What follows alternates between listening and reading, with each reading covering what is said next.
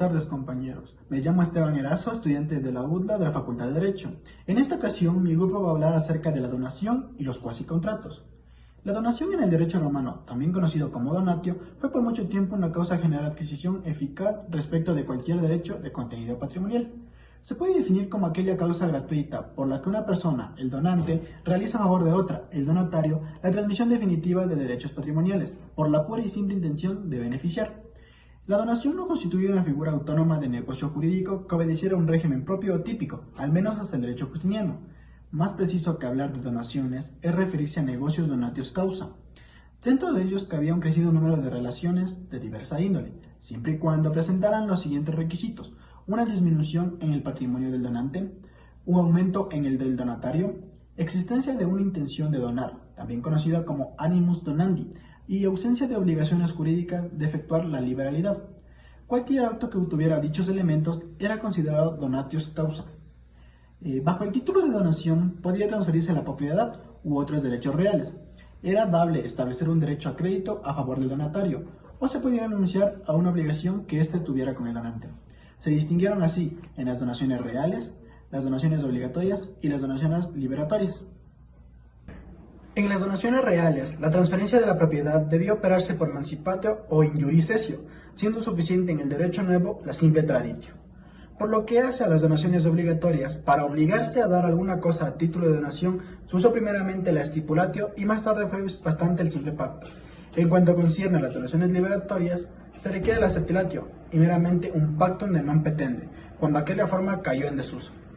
Ahora bien, voy a hablar acerca de las donaciones intervivos, que comprendían los actos gratuitos de disposición concluidos en vida del donante y del donatario, por las cuales aquel evidenciaba la intención de beneficiar a éste sin esperar compensación alguna.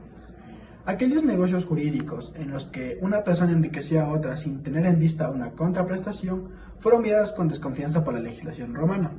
El peligro de que no siempre estuviera asegurada la libertad del disponente y la necesidad de proteger los eventuales derechos familiares que podían resultar perjudicados con actos de liberalidad condujeron al derecho romano a establecer restricciones a los negocios jurídicos donatios causa inter vivos. Tales restricciones consistieron en tres clases de medidas: reducir la cuantía de las donaciones lex cincia, exigir formalidades especiales insinuatio y prohibirlas en determinados supuestos, donación entre cónyuges. Una forma de restringir las donaciones inter vivos fue prohibirlas en determinados casos. Así ocurrió con las donaciones entre cónyuges, donatios inter virum et uxorem, que fueron vedadas por la legislación augustea para evitar que el afecto conyugal impulsara al más indulgente de los esposos a empobrecerse a favor del otro. El derecho romano también reconocía otras figuras especiales de donaciones inter vivos, como fueron las remuneratorias y las modales ob sub modo, las cuales la donación tenía por objeto recompensar el donatario servicios que hubiera prestado el donante. Se estaba en presencia de una donación remuneratoria. Las donaciones modales o submodo eran aquellas en las que el donante imponía al donatario una carga que debía soportar o ejecutar en beneficio del autor de la liberalidad o de un tercero. Hola, mi nombre es Martina Cueva y yo les voy a hablar sobre la donación, figuras especiales. Primero que nada, la donación aparece en el derecho romano antiguo como un negocio jurídico, no solo con una denominación propia, sino con una particularidad de efectos que la distinguen de otras instituciones. También tenemos que tener muy en cuenta que la donación consiste en la convención entre dos partes, el donante y el donatario, en la cual una de ellas atribuye algo de forma gratuita. En la donación tenemos figuras especiales que se clasifican por donación modal, donación remuneratoria y donación por causa de muerte. Vamos a hablar sobre la donación modal.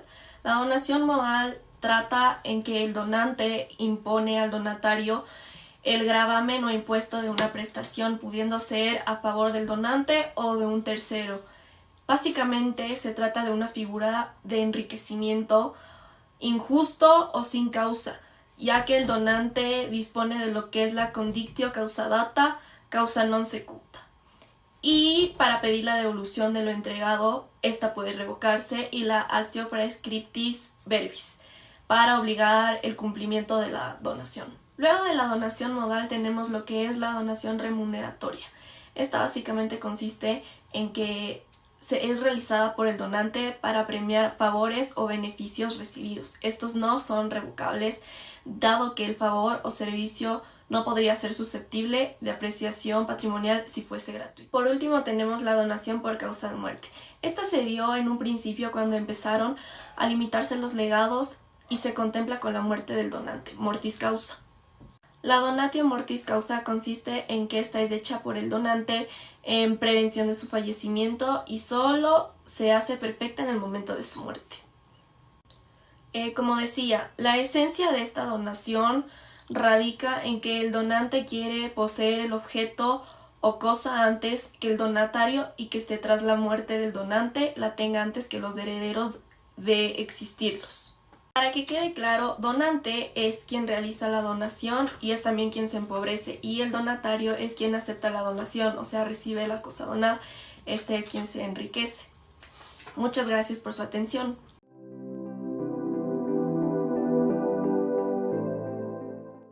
Mi nombre es Jenny Coronel y les voy a explicar qué son los cuasicontratos y la gestión de negocios.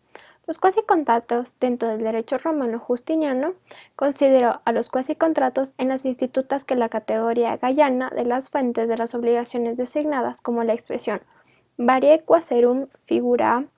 Esta que podían ser diversificadas en dos especies autónomas, las de cuasicontratos y las de cuasidelitos.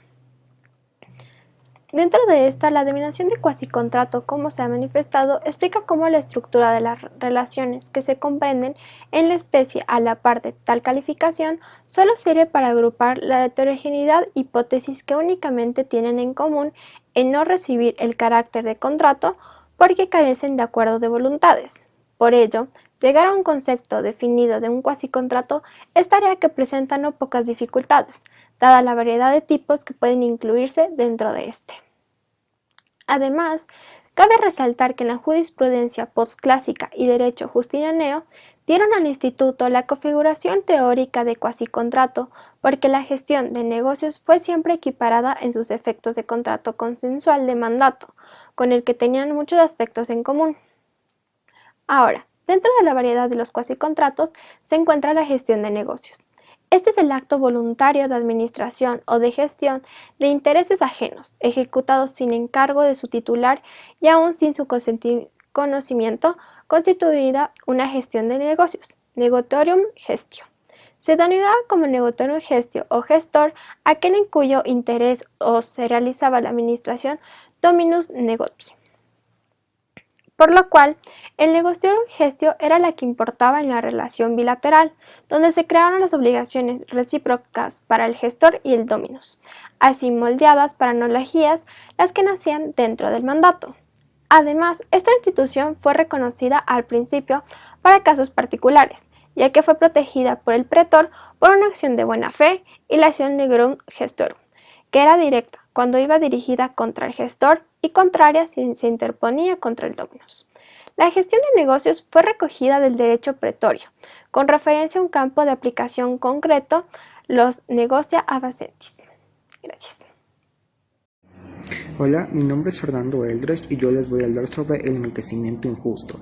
Esto se daba cuando una persona lucraba a costas de otra, por lo que por una causa jurídica injustificada, esto podía suceder porque la causa próxima de la adquisición estaba unida a otra, remota, inexistente o ineficazmente para el derecho. En tales supuestos, aún reconociendo la adquisición del derecho real o del crédito, se concedía acción al damnificado para obtener de la otra parte la restitución del aumento patrimonial indebido. Aquí yo les voy a hablar sobre el jus civil antiguo, no otorgado por medio alguno para evitar el injusto enriquecimiento patrimonial, porque fiel a su carácter formalista exigió para que el negocio jurídico quedara perfeccionado, al cumpliendo de las otras solemnidades prescriptivas por la ley, sin atender al perjuicio que podía tal enriquecimiento indebido. Es que en esos tiempos la causa de correlación de relevancia porque los negocios tenían el carácter de abstractos. Las condiciones cuyo ejercicio suponían sendos casos de enriquecimiento injusto. Por ende, pudieron considerarse otros cuasicontratos. Bueno, Y aquí yo les voy a hablar sobre la conducta indebiti, que se concedía siempre que se pagaba por error. De hecho, solo por error, una deuda en realidad inexistente, ya por carecer de existencia o porque habiendo existido hubiera sido cancelada por el obligado, aunque en el caso no hubiera acuerdos de las voluntades. Aquí yo les voy a hablar sobre la aitio o causum dotorum. En el lenguaje justiniano, por lo que se reclamaba la devolución de lo que una persona hubiese recibido con atención a una causa ilícita, que se esperaba y no había tenido lugar. Esta condictio a la que nos hemos referido al tratar los contratos e innominados aplicados supuesto al que habíamos nosotros recibido como dote, y el matrimonio aquí no se celebraba, y en la donación cuando el donatario no cumplía el cargo impuesto por el donante. Ahorita vamos a hablar sobre la condictio obturpem veleniustam. Esta se ejercitaba para reclamar lo entregado, o todo por una causa desaprobada, o por la ley, o bien para que se realizara un acto contrario a la moral, o el derecho para que se obtuviese de implicarlo mediante una compensación. Bueno, de aquí viene la condictio e causa finita, lo que se da cuando se repetía lo que te hubiera dado o solamente prometido. Esto se daba en el derecho de Justiniano, sobre la base de una relación cualquiera que no había existido. La condictio sine causa, que es otro tema del que vamos a hablar, siempre era aplicable para todas las cosas del enriquecimiento, que carecieron de una propia acción o que no entraban en ninguna de las otras condictio.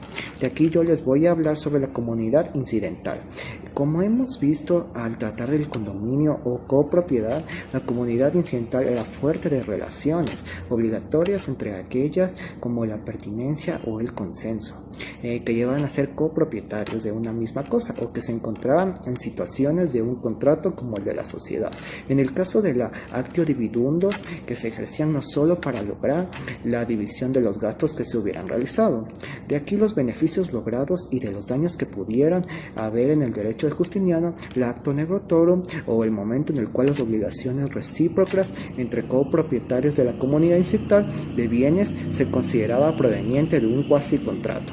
Muchas gracias.